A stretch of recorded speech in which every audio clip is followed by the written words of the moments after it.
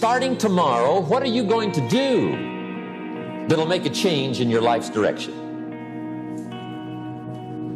Now see, if you don't do something starting tomorrow that'll make a difference, guess what? It's gonna be the same. Everybody has a turn back moment. You have a moment where you can go forward or you can give up. But the thing you have to keep in mind before you give up is that if you give up, the guarantee is it will never happen. That's the guarantee of quitting, that it will never happen, no way under the sun. The only way the possibility remains that it can happen is if you never give up no matter what. If you want to be anything special and last for a long time, it comes with discipline, discipline, discipline, discipline. Only the disciplined ones are free in life. If you are in discipline, you are a slave to your moods. You don't have to feel good about it. You just have to keep going. The feeling will pass, but you will remain. You are greater than your feelings. Going to bed late and waking up early to work for a few days won't kill you. You're not going to burn out. You're doing what it takes. I've never regretted trying harder at anything ever. Hard times last long, but an epic story feels like a lifetime. Everybody's got a dream. Everybody's got a goal. What's the plan? Your plan has got to be clear, concise, compelling, consistent, and committed. You've got to have a plan. And when you're trying to do something that you're truly passionate about, there is no plan B. Practice makes what? Absolutely not. Dismantle that belief system. Practice makes improvement. You can always better your best. You can always go beyond anything that you have ever done. You'll never hit a state of perfection. You're always bigger than what you do. And so all you're looking for are new breakthroughs through practice and practice and practice. You'll get better and better and better. Never say you can't do it. Say, I haven't done it yet. I haven't done it yet. And that's true with everything. It's like, there's nothing that you can't do. You may not have done it yet. We don't know if you can do it or not until you really practice. And then you find out if you can do it or not, or how well you can do it. So sometimes when you think you're making the wrong decision, or you have to making the toughest decision because you're thinking about somebody else and the consequences, if you think the price of winning is too high, wait till you get the bill from regret. And that bill from regret is generational. Most of the limitations we have do not exist in reality. They exist only in your own mind. And one of the starting points of great achievement is to start questioning those self-limiting beliefs and throw them off and act as if they did not exist. And when you act as if they didn't exist, lo and behold, they simply disappear. Greatness is not meant for a few chosen people. It's meant for those who persistently pursue their dreams every day. A year from now, it's going to happen like that. And who is your future self? 1 year from now, who is it? It's like everyone's out of here, go party Saturday night. They're not willing to sacrifice. I'm like the lone survivor here. Tonight will be over with too. Tomorrow I'll be stronger for it. Another day will go by. 365 of them happen so fast. Who are you going to be in a year from now?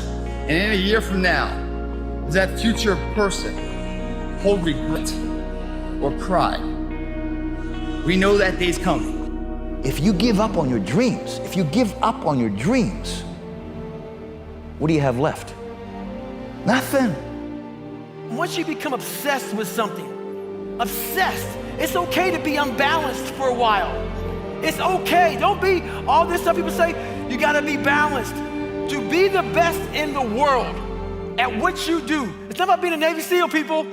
The best at what you do, you have to be unbalanced to find every bit of energy and strength that you have to pull it off. Then you get balanced once you become great. I've always figured that why go to a tournament if you're not going there to try and win? There's really no point in even going.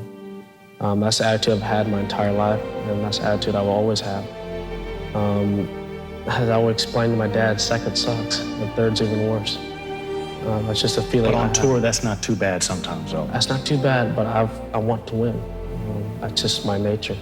every single person who wants to do something with their life and has done something with their life has gone through the exact chapter that you're going through. And it's the lonely chapter. It's the chapter where you don't fit in with your own friends, but you don't have the outcomes yet to fit into a new group of friends. And you're doing this thing, you're consuming content on the internet, you're doing these free tutorials online to try and figure out how to set up a podcast and where do I host this thing? And then you're going through this and you're like, is this even worth it? Because you have no signs of success.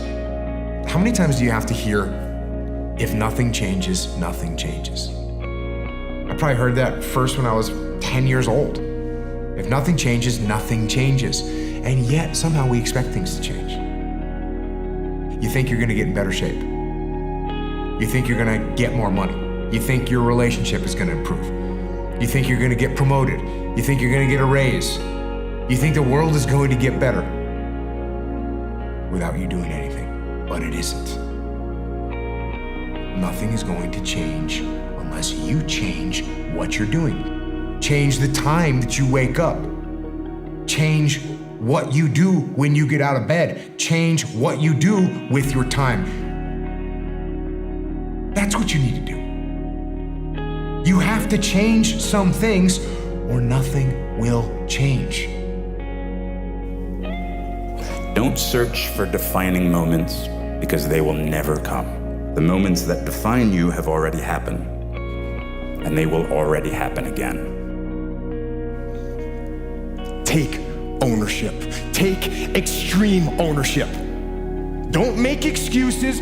Don't blame any other person or any other thing. Get control of your ego. Don't hide your delicate pride from the truth.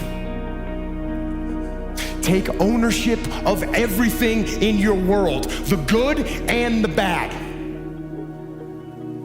Take ownership of your mistakes, take ownership of your shortfalls, take ownership of your problems, and then take ownership of the solutions that will get those problems solved. Take ownership of your mission. Take ownership of your job, of your team, of your future, and take ownership of your life. Tim Ferriss says, in the short term, your success depends on your intensity. In the long term, your success depends on your consistency. Do not sacrifice the latter for the former. Clarity is the starting point of all success. It means clarity of thinking. It means thinking clearly, and it extends from thinking clearly to a series of other things.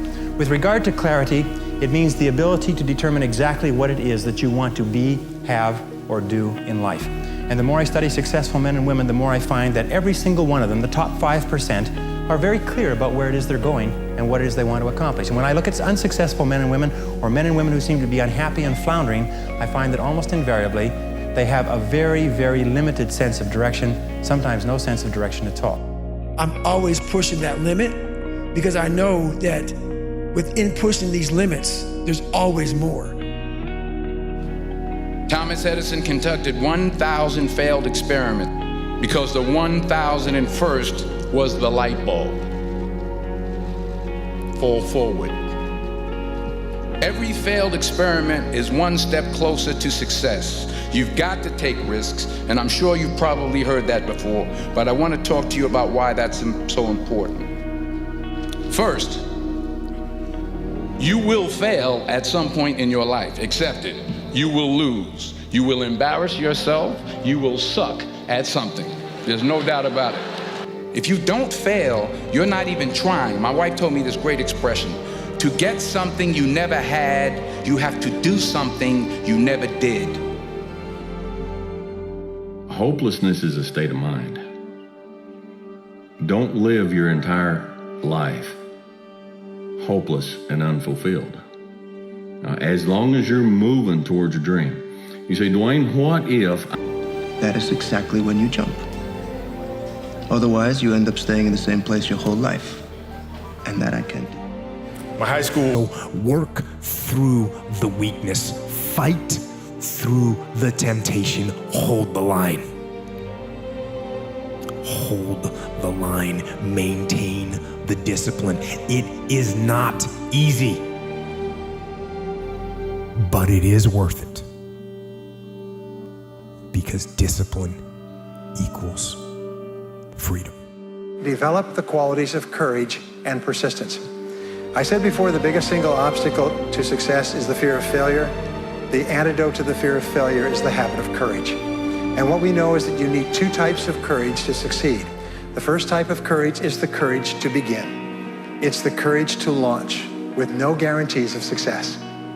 Someone once said that if all obstacles must first be removed, nothing will ever get done. So successful people are willing to think, plan, make decisions, and then take action with no guarantees. We say leap and the net will appear. Take action with no guarantees and then learn. The second part of courage is the courage to endure. It's the courage to persist. It's the courage to keep on keeping on. It's to make the decision in advance that you will never give up. No matter what happens, you will never give up. One of my friends, Alex, has got this quote which I love, and he says, "The heaviest things in life aren't iron and gold, but unmade decisions. The reason you are stressed is that you have decisions to make, and you're not making them." I give you the map. You think you will do it that? It's difficult. It's the discipline. The discipline is the most difficult thing, not only in sports, but in life. Take yourself out your comfort zone. Do not live in your bubble. Put some more air in your bubble. If you stay in your comfort zone, that's where you will fail. You will fail in your comfort zone. Success is not a comfortable procedure. It is a very uncomfortable thing to attempt. So you got to get comfortable being uncomfortable if you ever want to be successful. You talk about performance without a purpose. What's that? Let's say you have no races. Let's say you have no classes, no nothing. There's no purpose in your life. You know, people need to have purpose to get up. They need purpose to perform. You need to get to a point in your life where there's nothing on the docket. There's no 5K, there's no I'm gonna get into school to be this or that, and still perform to the highest level. Because what people don't get is one day that thing's gonna come up. And if you're not constantly performing without purpose, you're not gonna be ready when the time comes. It's this magical thing, purpose, that we're all looking for. But what's funny about it all is that we need these things to perform. But we don't take a second to realize the purpose is always there. The purpose never leaves us, because the very purpose is you. Start putting some pressure on. Put some pressure on yourself. Get out here and get about it. Look, I'd love to sugarcoat this thing for you. I'd love to tell you, look, you can go out here and get rich, do a couple of things. That ain't happening. You gotta get real doggish. You gotta get downright funky if you wanna make it. Now, like I was telling you before, if you wanna be ordinary, you ain't even gotta listen to me. Just go on about your business. If you think ordinary's cool, ain't no problem. It's some really, really wonderful ordinary people. But if you are sitting in this room and you have extraordinary aspirations, then you're gonna have to do extra. All of you have extraordinary capabilities, all of you. You have to. A lot of times I'll be in a 200-mile run or something like that, and I'm all jacked up. Body's broken, mind's broken, spirit's broken. I started to say, what if I can pull this off? When I first walked into the Navy SEAL recruiter's office, he looked at me and said, there's only been 35 African Americans in 70 years make it through. You know what I said to myself? What if I can be the 36th? It's the what if I can pull off a miracle. What if I can become someone that no one thinks I can be? And just me talking about that, I have the hair going up on my arms, because it makes me just like, what if I can be that guy that people who call nigger and this and that, and now I'm speaking at Tom Ferry's event. The Thessalonian you're fighting, he's the biggest man I've ever seen. I wouldn't want to fight him. That's why no one will remember your name. I can't leave the gym. You won. You won. When you walk out here today, you know, you've won. Imagine walking out the door a loser. I'd rather die. I would rather die than be that loser guy. Think about that. Do you want to walk out that door a damn loser, or do you want to walk out the door a winner? that, you know, I'll fight to the death. And sometimes I actually went close to death. It sounds crazy, but you got to give it that much if you want results. Otherwise, you'll be like everybody else. The majority of the population, they think they're praying hard. That was hard. Without commitment, you'll never start. But more importantly, without consistency, you'll never finish. Keep striving, never give up, fall down 7 times, get up 8. Ease is a greater threat to progress than hardship. If you do what is easy, your life will be hard. Complain, point at your circumstances, give up your power, blame the government, blame the economy. If you do what is easy, your life will be hard. But if you do what is hard, your life will be easy. It's hard to make a radical change in your behavior. It's hard to take ownership. It's hard to swallow the bitter pill that wherever you find yourself, at some point in time, you made an appointment to be there. That's hard. That's hard. If you do what is easy, your life will be hard. But if you do what is hard, your life will be easy. Great cooking is not for the faint of heart. You must be imaginative, strong-hearted. You must try things that may not work. And you must not let anyone define your limits because of where you come from. Your only limit is your soul. What I say is true. Anyone can cook, but only the fearless can be great. What would have had to have happened in a week for you to look back on that week with pride? Okay, maybe stop breaking promises to yourself. When you say, I'm going to wake up tomorrow at 7 a.m., and when the option comes to hit the snooze button, don't do it. There's one win that you've got for the day. That's action.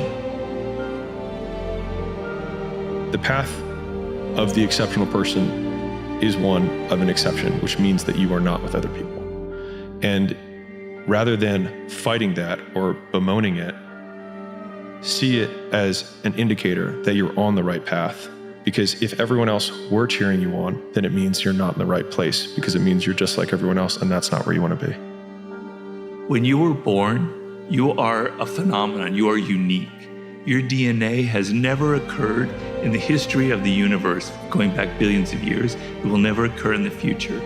Your life experience with your parents and everything that you experience in your early years going on up is unique. It's yours. You're one of a kind, right? So that is your source of power. To waste that is just the worst thing you can do in your life. And what the power is finding that uniqueness. What makes you you, and how you can mine that, how you can go deep into it and use that to create a career path. So just go and do it, try, learn from it. You'll fail at some things. That's a learning experience that you need so that you can take that on to the next experience.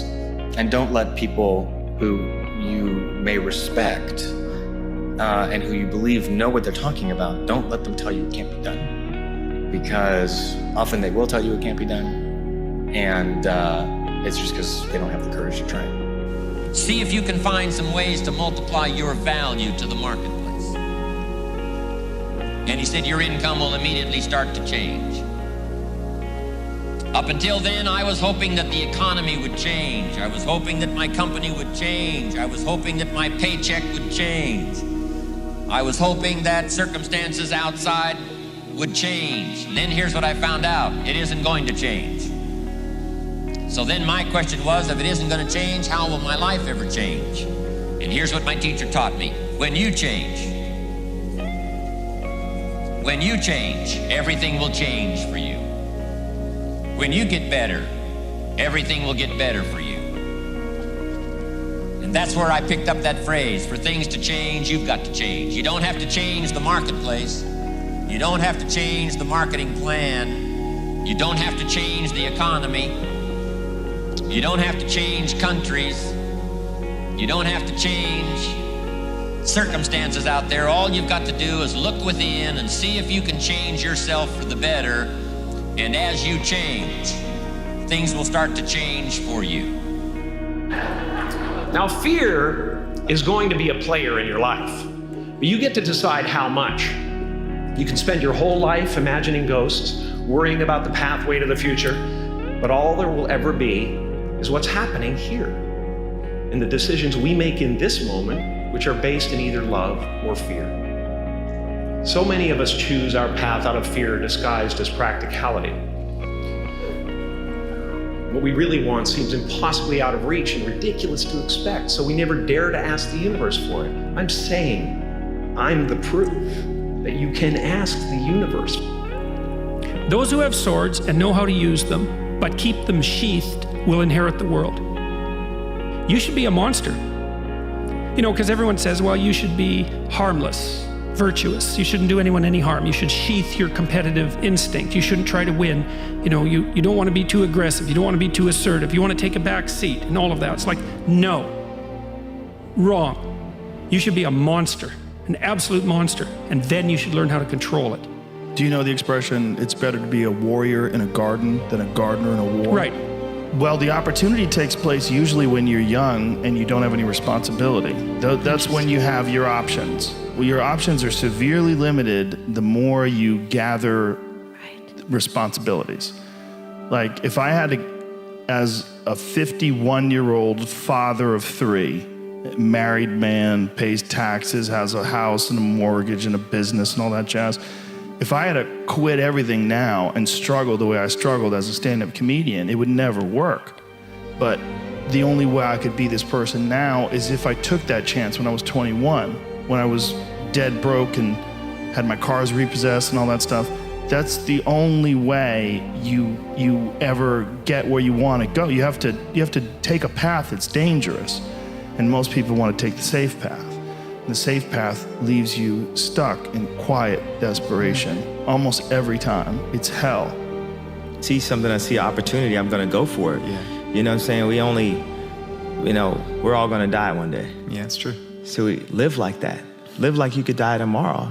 Go for it. Be the guy who embraces the ugly, the miserable. Be the guy who embraces hard work, the grind. Don't be afraid of being hurt. Don't be afraid of sacrificing some blood. Your biggest enemy is you. My whole book is about you battling yourself. People don't understand it's you against you. The only person that gets in your way is you. Nobody else. It's you. How much more do you want from me? More. How much more successful do you want me to be? More successful. How many records can my records break? More records. But I'm the best. Monday, get better. Tuesday, get better. Wednesday, get better, right? And you do that over a period of time, not like 1 month or 2 months. I mean, it's 3, 4, 5, 6, 7, 8, 9, 10 years. And then you can get to where you want to go. This year, I'm going to get better at that. Next year, this. And then so forth and so on. And then patiently, I was able to catch them. Tired, 14 days, 13 days, whatever the hell it is. Don't mean nothing.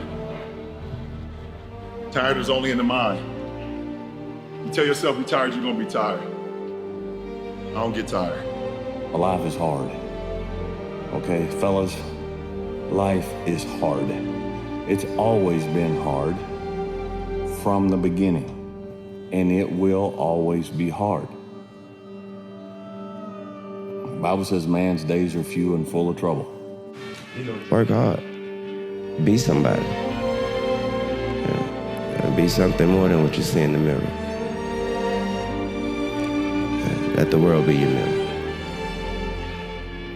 Don't let them judge you, because the mirror can't judge you.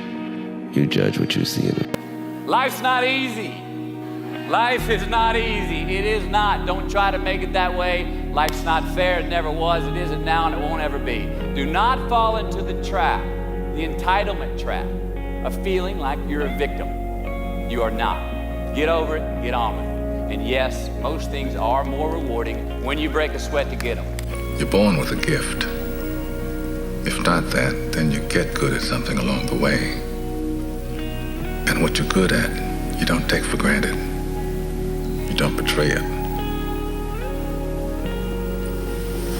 What if you do betray your gift? And you betray yourself. is a sad thing.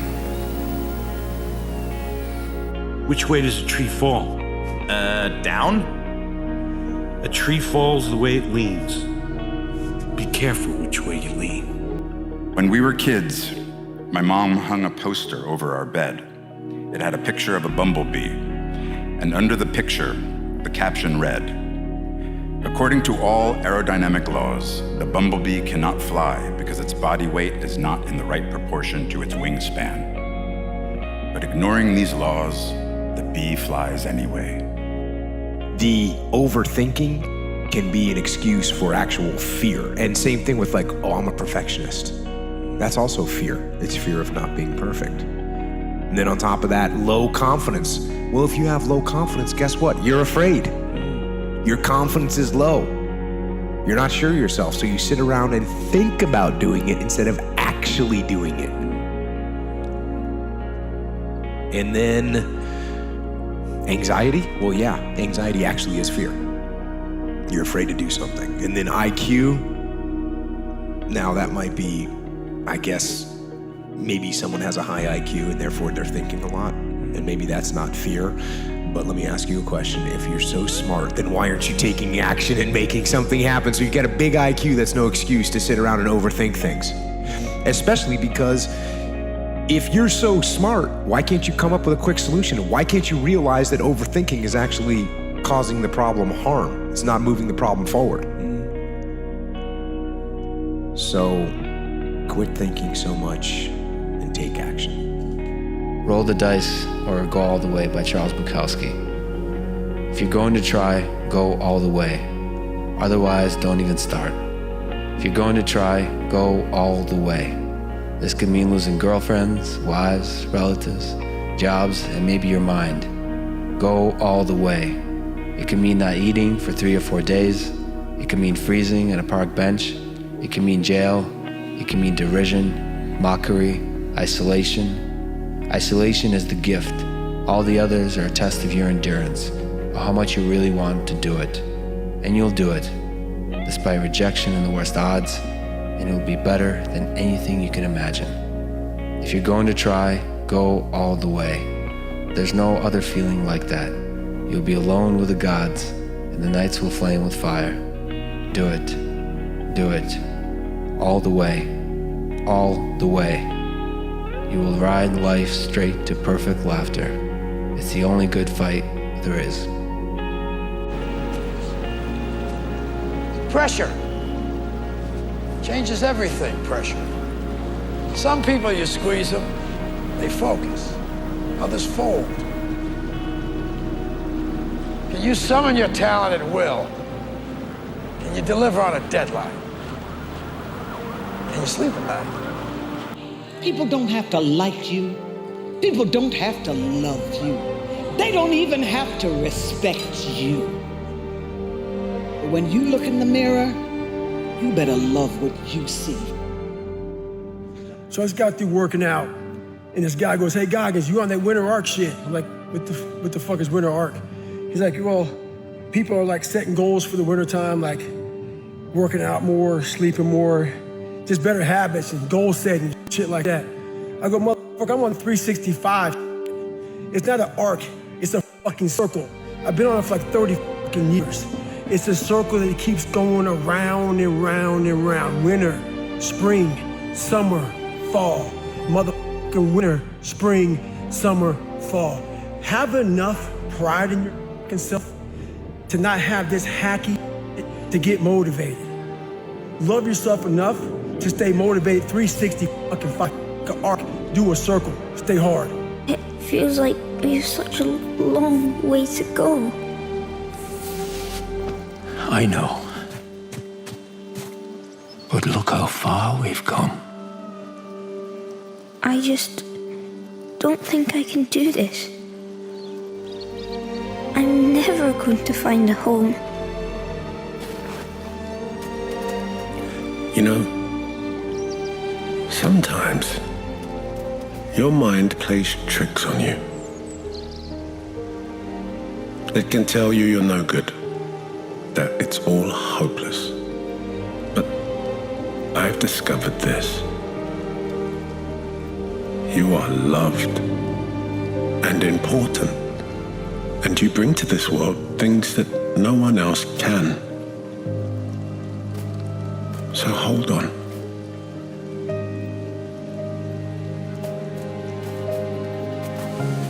The fear is never reaching your potential. That's it. That always falling short, always quitting before you're done, always procrastinating, always not doing the right thing. And then one day you're an old man. Yep. And you look back and go, God, I could have been great. Yep. I could have been great. I never forget one time I was running by a graveyard when I was just trying to become, I was fat. And I ran by a graveyard and I looked out there and I have all these epiphanies, man. I have all these moments of like, it's crazy, man, of just thought. Cause I'm always by myself and always deep thought about how to be better. And I look out there, I'm like, man, I wonder how many of you in there and just are so upset with how you lived your life and just regret how you lived it. And I'm running a 300-pound man thinking, man, don't die like this, bro. Don't die like this. So people wonder where this shit comes from me. It comes from such deep thought of trying to see what this is all about. What is this life all about? What am I all about? Why am I here? You know, I had to find purpose. Talk about the importance of nothing. You get up every day, you're entitled to nothing. Nobody owes you nothing. You could have talent, but if you don't have discipline and you don't execute, you don't focus, what do you get? Nothing. If you're complacent and not paying attention to detail, what does that get you? Nothing. So, nothing is acceptable but your best. To get anything of value, you have to sacrifice. Here's the truth. This is the reality. Nobody's going to believe in you until you've already done it.